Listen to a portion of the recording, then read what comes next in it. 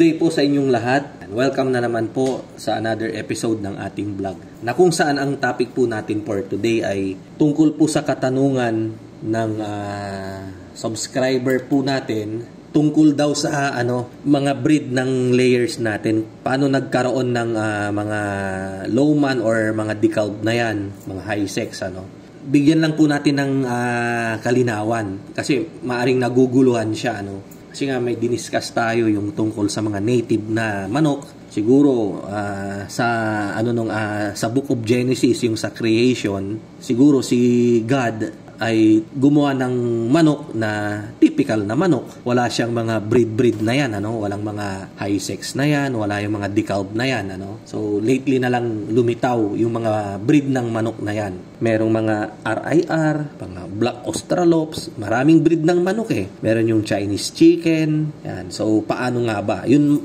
marahil yung kanyang katanungan na bibigyan po natin ng kalinawan.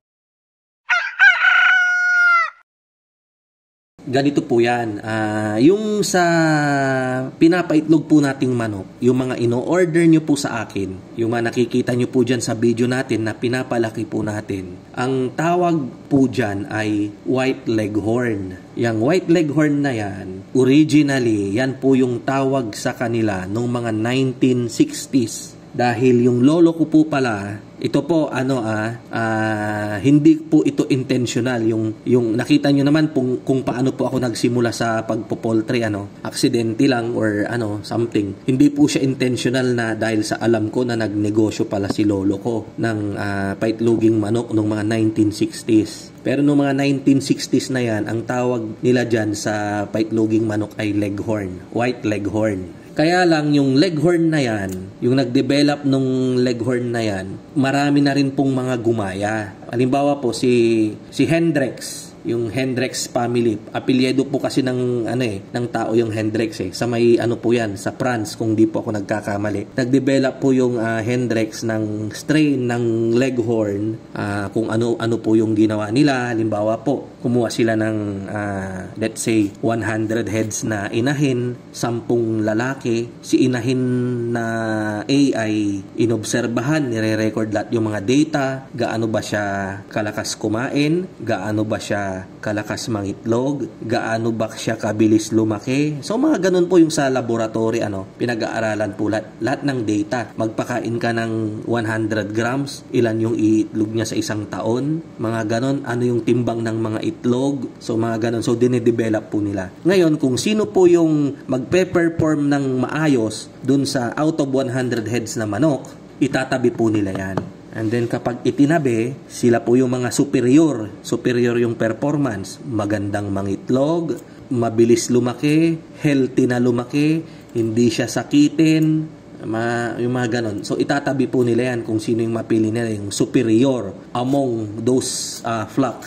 And then siya po yung kanilang pararamihin. So, yung company na yon, dyan na po papasok halimbawa si Hendrix, si decalb, or si high sex. Ayan. Kasi si Hendrix, siya po yung nanggaling yung decalb white natin at saka yung high sex po na strain. Ayan. Pareho lang po yan. Si high sex lang, konti siyang kumain, 105 to 108 grams. Ayan, tapos mas marami po siyang mangitlog. Ganyan po yung kanyang yung characteristics Si decalb 110 grams, ganun din po kagaling mangitlog. Si lowman 115 grams kung kumain siya kasi big bird po siya, malaking manok.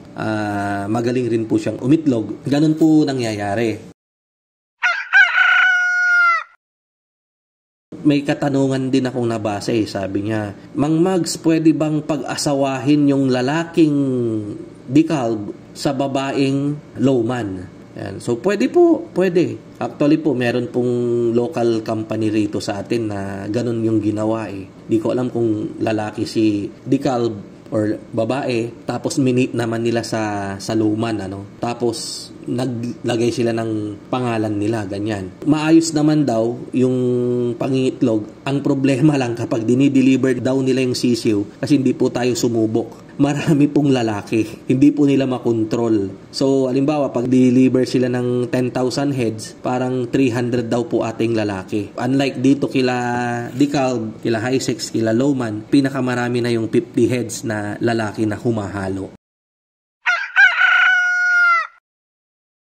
Ito pong mga white leghorn po natin ngayon ay mga hybrid na po sila. Talagang dumaan na po sila sa masusing eksperimento. Nang sa ganon, tayo kapag pinalaki po natin sila, kapag inalagaan po natin sila, ay komportable po nating makakamtan yung mga qualities na hinahanap natin sa kanila. In terms of magandang mangitlog, healthy sila, mabilis gamutin yung pag nagkasakit or nagkasipon, yung mga ganyan. So, ano na po yan. Pero, tatlo pa lang po yung nasubukan ko na breed, Hisex, DeKalb, Lowman. At nakita ko po ito na magaganda po silang mangitlog. Yung iba po, hindi ko naman sinasabing hindi maganda. Kaya lang, hindi po ako makapagkomento kasi nga po, hindi ko pa po nasubukang mag-alaga ng mga ganong lahi.